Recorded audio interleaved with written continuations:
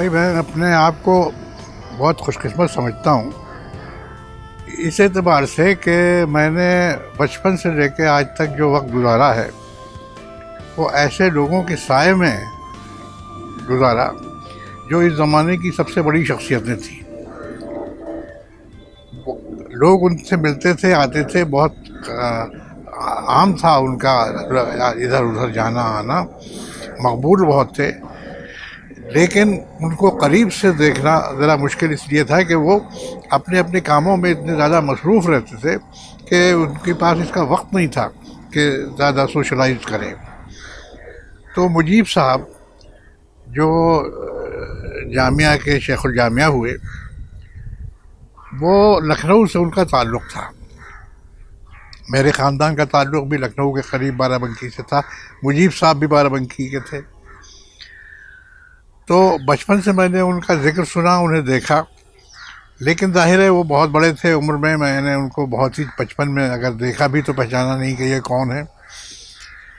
ان کے والد محمد نسیم صاحب وہاں کے بڑے تعلق داروں میں تھے، اور یعنی آج بھی لکھنؤ کا نام اگر ہے تو جن چند ہستیوں کی وجہ سے ہے، ان میں محمد نسیم صاحب تھے جو آزادی کے بعد پارٹیشن چلے گئے، پاکستان چلے گئے، کیونکہ وہاں ان کا خاندان بھی تھا اور لوگ بھی تھے۔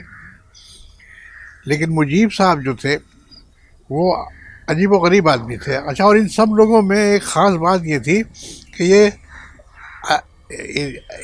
انفرادی طور پر اپنی الگ ہی زندگی رکھتے تھے، اپنے الگ ہی تصورات رکھتے تھے، اور کبھی بھی وہ اپنے خاندان یا اپنے ماحول یا اپنے ارد گرد کے لوگوں سے اتنا اثر نہیں لیتے تھے کہ وہ اپنے آپ کو بدل دیں۔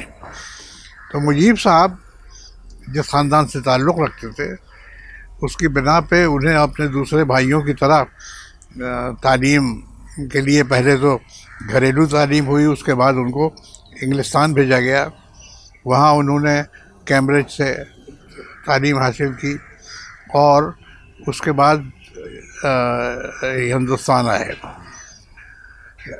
وہاں بھی یورپ میں گھومتے رہے، ادھر ادھر چیزیں دیکھی انہوں نے، تجربہ جمع کیا، لیکن عجیب و غریب آدمی تھے، وہ کسی ایک چیز پر رکتے نہیں تھے اور ہر طرف کھنگالتے تھے، دیکھتے تھے کہ کیا کچھ مل جائے۔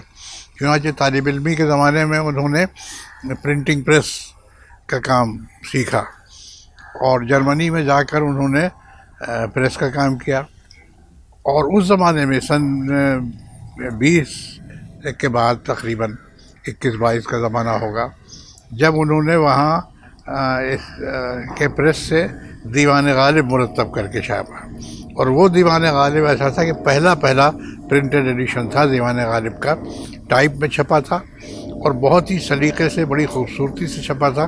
ویسا دیوان غالب بعد میں نہیں چھپا، تو وہ مجیب صاحب نے کیا تھا، وہ گویا کہ ان کی مشق تھی پرنٹنگ پریس میں کام کرنے کی۔ تو وہ وہاں سے یہاں آئے، دلی آئے جامعہ، اور جامعہ کچھ اس طرح آئے کہ دلی سے حکیم اجمل خان جو اس زمانے کے بہت بڑے شخصیت تھی، وہ یورپ گئے، وہاں ذاکر صاحب تعلیم حاصل کر رہے تھے، عابد صاحب تعلیم حاصل کر رہے تھے، اور مجیب صاحب بھی تعلیم حاصل کر رہے تھے۔ یہ تینوں ان سے ملے اور ان سے معلوم ہوا کہ دلی میں جامعہ ملیہ کے نام سے ایک ادارہ قائم کیا جا رہا ہے، جس کا مقصد ایک کالونیل ایجوکیشن سے ہٹ کر ایک آزادانہ ہندوستان کی تعلیم کا ایک محاذ بنایا جائے، اور اس کے لیے یہ لوگ کوشش کر رہے ہیں۔ ان تینوں نے، مجیب صاحب، ذاکر صاحب اور عابد صاحب، تینوں نے اپنی خدمات پیش کر دی۔ نوجوان تھے، یعنی 20s میں تھے زیادہ۔ اس وقت انہوں نے یہ دیکھے بغیر کہ مستقبل میں ان کا کیا ہونا ہے اور کیا امکانات ہیں، کتنی تعلیم انہوں نے حاصل کی ہے، ان کے خاندان کتنے بڑے ہیں، اور ان کو کیا کچھ دنیا میں مل سکتا ہے، یہ سوچے بغیر انہوں نے کہا کہ میں جامعہ میں کام کروں گا اور بلا تنخواہ کام کروں گا۔ تو صاحب یہ لوگ جامعہ ہندوستان آئے اور جامعہ سے وابستہ ہو گئے، مجیب صاحب بھی ان میں تھے۔ اب مجیب صاحب پہلے تو مدراس میں کچھ پرنٹنگ کا کام کچھ تھوڑا بہت کیا کہیں، پھر دلی آ گئے اور دہلی میں جامعہ میں انہوں نے استاد کی حیثیت سے پہلے ایک ایڈیٹر اور پرنٹر کی حیثیت سے کام کیا مکتبہ جامعہ میں تھوڑا سا، لیکن ساتھ ہی ساتھ وہ تاریخ سے ان کو بڑی دلچسپی تھی اور کلچر سے بہت دلچسپی تھی، چنانچہ یہاں وہ استاد ہو گئے اور جامعہ کالج میں اور پرائمری اور سیکنڈری اسکول میں وہ درس دینے لگے ہسٹری کا اور کلچر کا، اور وہ ان کا ایسا میدان تھا کہ جو ان کے دل سے لگا ہوا تھا۔ ان کی ساری کتابیں آپ دیکھیے، آج تک جو سب سے اہم کتاب سمجھی جاتی ہے وہ ہے انڈین مسلمس، اور انڈین مسلمس کا وہ مرتبہ ہے کہ ڈاکٹر عبدالسلام جو نوبل لاریٹ تھے، انہوں نے کہیں انگلینڈ میں ہی وہ پڑھا تھا اس کتاب کو، تو وہ آئے، مجیب صاحب اس وقت بیمار اتنے تھے کہ اسٹروک ہو چکا تھا، بول چال بھی نہیں سکتے تھے، تو انہوں نے کہا کہ میں مجیب صاحب کو صرف دیکھنا چاہتا ہوں، ان کے قدموں میں بیٹھنا چاہتا ہوں۔ وہ آئے اور مجیب صاحب کے قدموں میں بیٹھ گئے، بات بھی نہیں کر پائے ان سے، لیکن یہ رعب اور یہ علم تھا مجیب صاحب کا۔ بہرحال انہوں نے اس کے علاوہ بھی تاریخ سیاست ہند، تاریخ تمدن ہند، اور بھی نہ جانے کتنی کتابیں ہیں جو لکھی، ڈرامے لکھے، مضامین لکھے، ریڈیو سے ریگولر انہوں نے ٹاکس براڈ کاسٹ کی جو ہندوستان کی تہذیب اور سیاست سے متعلق تھی، اور اس دوران میں جامعہ سے ہی لینی، وہ جامعہ میں ہی رہے، یورپ آتے جاتے رہے، لیکن جامعہ میں درس و تدریس کا کام اور تصنیف و تالیف کا کام یہ وہ کرتے رہے۔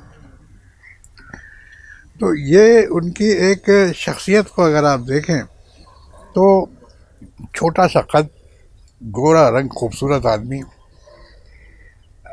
اور اپنے بس شیروانی پہنے ہوئے اور ٹوپی، اور اپنے طرز کے ایک ایسے آدمی تھے کہ دیکھنے سے ان کی عظمت کا پتہ چلتا تھا، لگتا تھا کہ یہ شخص محض وہ شخص نہیں ہے جس کا ذکر ادھر ادھر ہوتا ہے، بلکہ یہ ایک عظیم انسان ہے جس کے اندر کیا کچھ چھپا ہوا ہے۔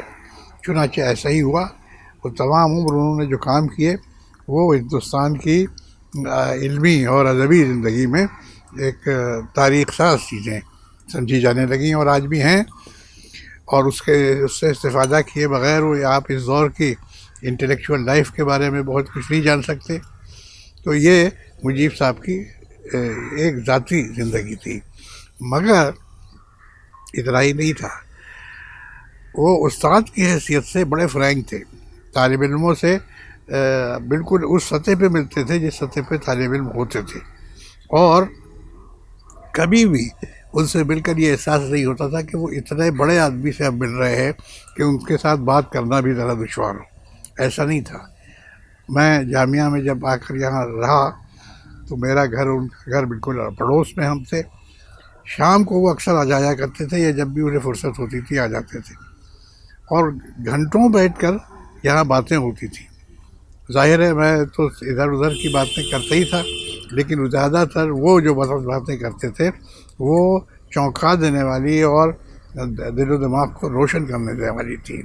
اپنے عہد کے قصے بھی سناتے تھے، علمی زندگی سے بارے میں بھی بتاتے تھے، جو کام وہ کر رہے ہیں وہ بتاتے تھے، اور بحث کرتے تھے، چاہتے تھے کہ ہم ان سے کچھ گفتگو کے ذریعے کچھ سیکھیں، اور محض سکھانے کے لیے نہیں بلکہ یہ ان کا ایک مزاج تھا۔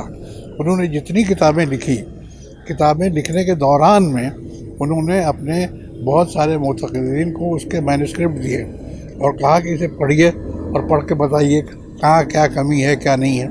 تو مجھے بھی، اب میں بہت چھوٹا، بہت علم میں محدود کچھ بھی نہیں، لیکن یہ کہ وہ بہت فراغ دلی کے ساتھ اپنی تحریریں مجھے دیتے تھے اور کہتے تھے کہ انہیں پڑھو اور پڑھ کے مجھے بتاؤ کہ اس میں کوئی کمی ہے، اگر تمہیں محسوس ہو تو بتاؤ۔ اسی دوران میں وہ، ان کے بہت سے شوق تھے، ان کا ایک آرٹسٹ کا دماغ تھا، تو لہذا وہ پینٹنگ، شاعری، ووڈ ورک وغیرہ ان سب چیزوں سے بہت دلچسپی رکھتے تھے۔ چنانچہ غالب پر انہوں نے خاص مطالعہ کیا، اور ان کی 2 کتابیں غالب پر ہیں جو بہت اہم ہیں، یعنی غالب کے اس کلام کی بنیاد پر جو غالب نے کہا جاتا ہے کہ ابتدائی کلام تھا اسے نظر انداز کر دیا تھا، اسے انہوں نے ایڈٹ کیا اور ترجمہ بھی کیا غالب کا. تو غالب ان کے خاص پسندیدہ شاعر تھے. اس کے علاوہ پینٹنگ سے انہیں بہت دلچسپی تھی.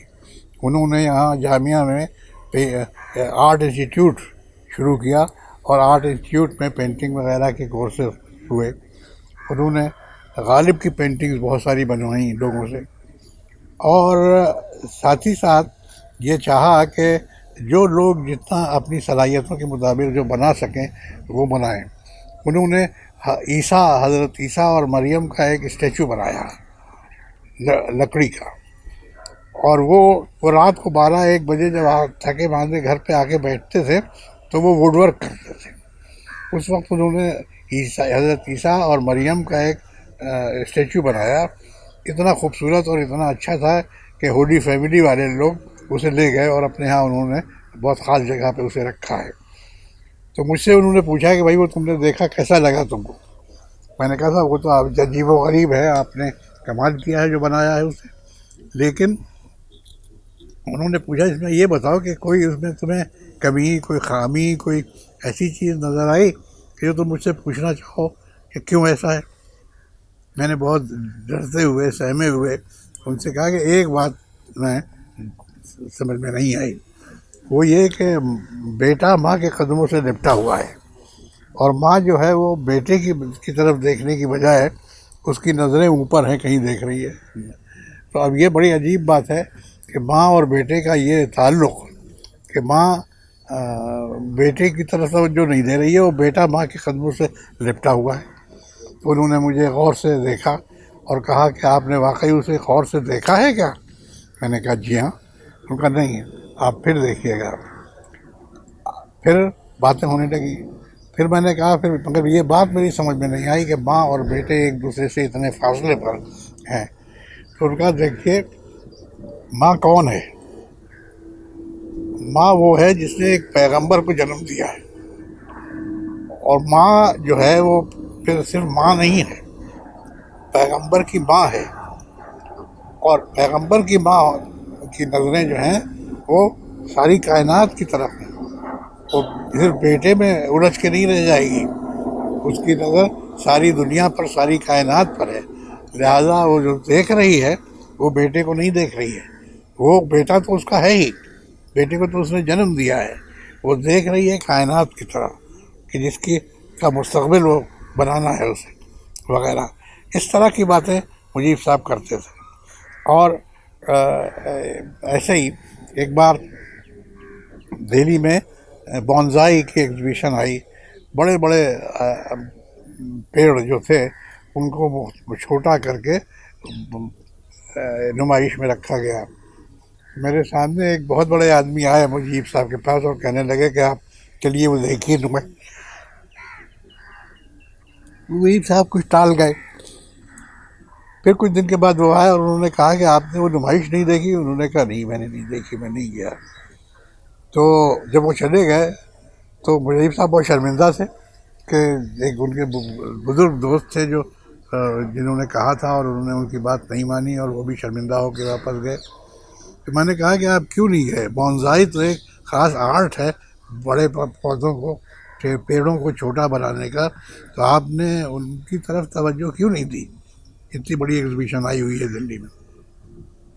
تو خفا ہوئے، کہنے لگے کہ ذرا آپ غور کیجئے کہ قدرت نے، خدا نے جن پیڑوں کو اتنا بڑا بنایا ہے کہ وہ دنیا میں سایہ دیں، چڑیاں اس پر چہکیں، لوگ مسافر سفر کرنے کے دوران اس کے سائے میں بیٹھیں، اور وہ پیڑ جو ہیں وہ ساری دنیا کو ایک رونق، سبزہ، سب کچھ عطا کریں، ان کو چھوٹا کر کے آپ نے اپنی اوقات کے برابر بنا دیا.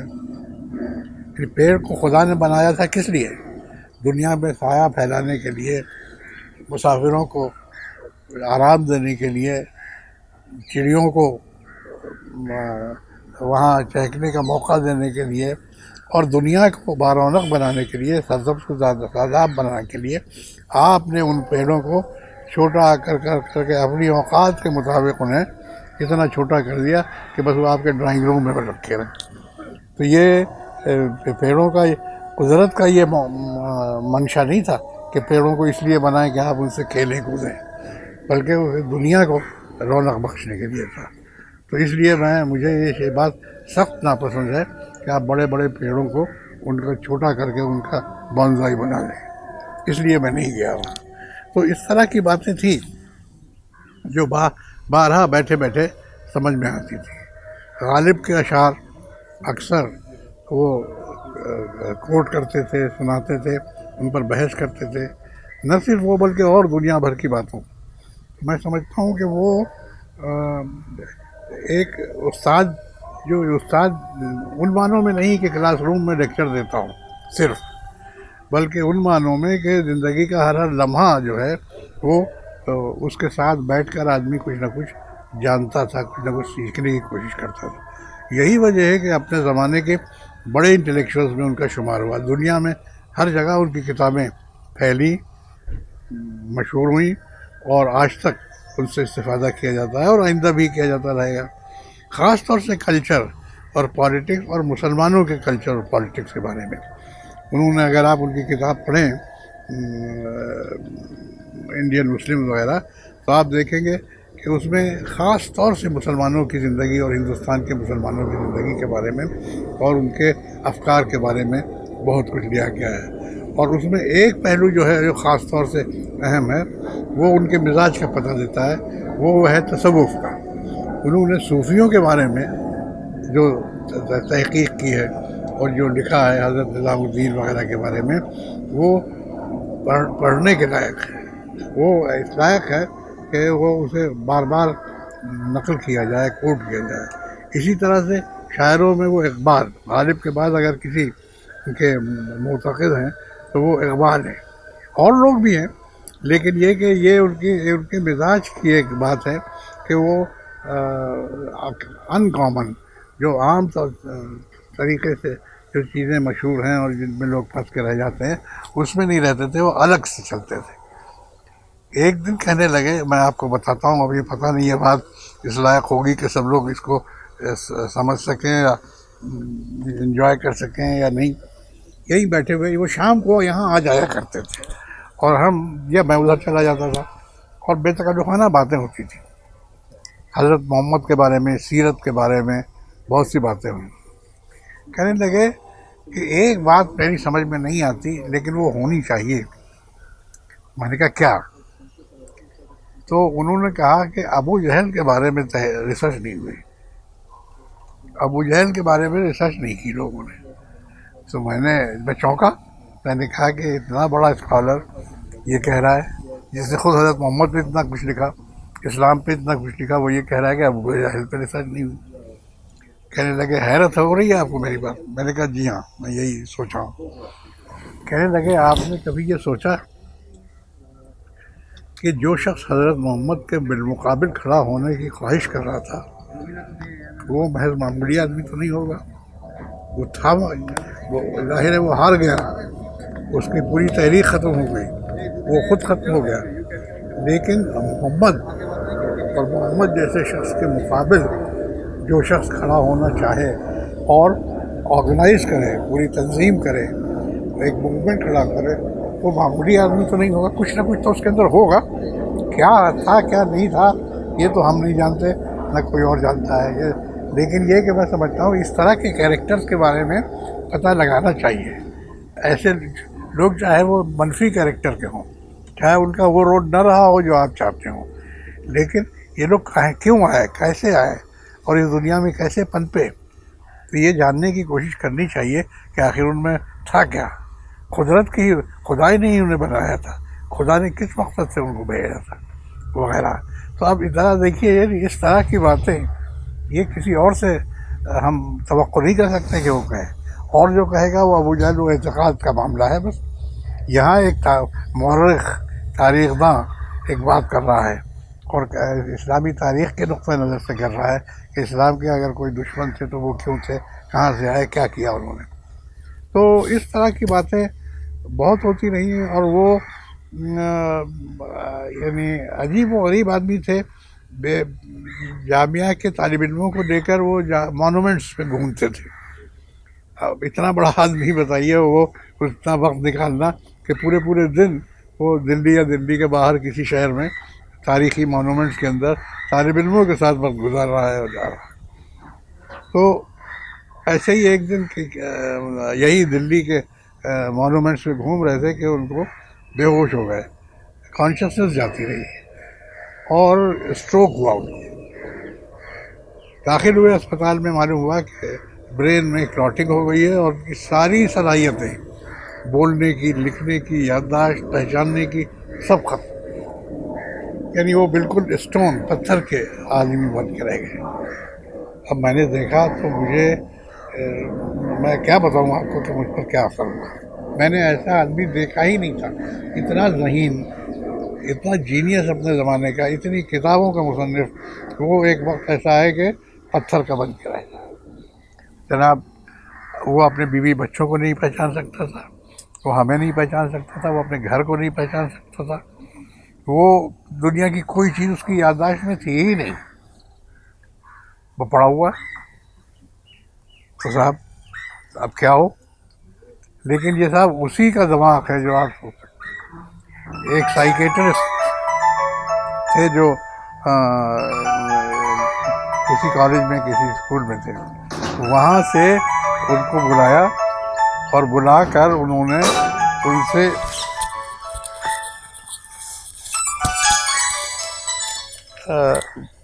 اپنا علاج کرانا چاہا. تو صاحب ان سے انہوں نے علاج کرایا. اور علاج کیا کرایا, وہ گنتی بھول گئے تھے, وہ الفابیٹس بھول گئے تھے, وہ کیا, تو وہ اے اور بی اور سی اور الف اور بے اور جیم یہ جو ہے یہ ان کی زبان سے کہلواتے تھے اور وہ بار بار ریپیٹ کرتے تھے. تو یہ 2 سال تقریباً یہ رہا کہ ان سائیکیٹرسٹ نے, وہ سردار جی تھے یہ ایرون کالج کے, تو انہوں نے ان کے روز بیٹھ کر ان کے ساتھ پہلے چند منٹ, پھر چند منٹ اور, پھر چند منٹ اور غلط کہ اس طرح سے انہوں نے 2 سال تک ان کو ٹرین کیا. اور ٹرین اس طرح کیا کہ جو کچھ وہ بھول کچھ رہے تھے, الفابیٹس, گنتی, لوگوں کے نام, سب پھر سے ان کو یاد آئے. ریپیٹ کرتے رہے وہ. اور جب جس سے ملے, ہم سے, آپ سے, کسی سے, تو کہتے تھے کہ جو میں غلطی کروں اسے فوراً آپ پکڑیے اور میری کسی چیز کی آپ تعریف نہیں کریں گے. جو آپ مجھ سے سنیں اس میں کوئی غلطی ہو, تلفظ کی ہو, لہجے کی ہو, زبان, اسے تصحیح کیجیے. تو صاحب 2 سال تک انہوں نے اس طرح زندگی گزاری. اور پھر وہ وقت آیا کہ انہوں نے مضامین بھی لکھنے شروع کر دیے. یعنی غور کیجیے, انہوں نے اس زمانے میں اسٹروک سے ریکور کر کے انہوں نے مضامین لکھے جو رسالہ جامعہ میں چھپے بھی. تو میں بہرحال پھر, لیکن وہ اسٹروک نے اتنا زیادہ ان کو پست کر دیا تھا, ان کی صحت کو. عمر بھی ان کی 80 سے اوپر رہی ہوگی, تو کہ وہ زیادہ نہیں زندہ رہ سکے. لیکن مزاج اتنا ہی خوشگوار, طبیعت ویسی, اور علم کا بھی حال جو پہلے تھا وہی. تو ان کے پاس بیٹھ کر, ان سے دیکھ کر, ان سے سن کر لگتا تھا کہ جیسے ہم کسی دوسری دنیا میں ہیں. یہ ہمارے لیے ایک بہت ہی فخر کی بات تھی کہ ہم نے ان جیسے شخص کو دیکھا, نہ صرف دیکھا بلکہ ان کے ساتھ ایک اچھا خاصا وقت گزارا.